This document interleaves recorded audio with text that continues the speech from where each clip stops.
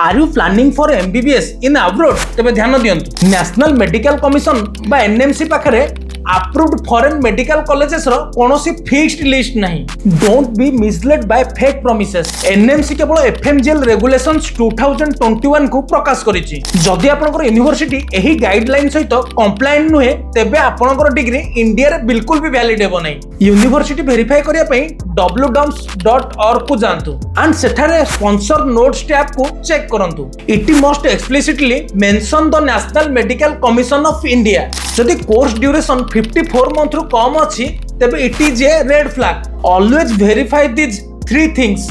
First होची duration 54 months रो study plus 12 months रो internship in the same institution. Second होची मीडियम एंटायर कोर्स आपनकर इंग्लिश मीडियम हेबा जरूरी। थर्ड होची registration you must be eligible for a licence to practise in that host country. At Acharya Drona education world आमे ओडिसा रो students मानको 100% NMC compliant university की ही suggest करू। For a professional syllabus audit आज ही हमको कांटेक्ट करंतु।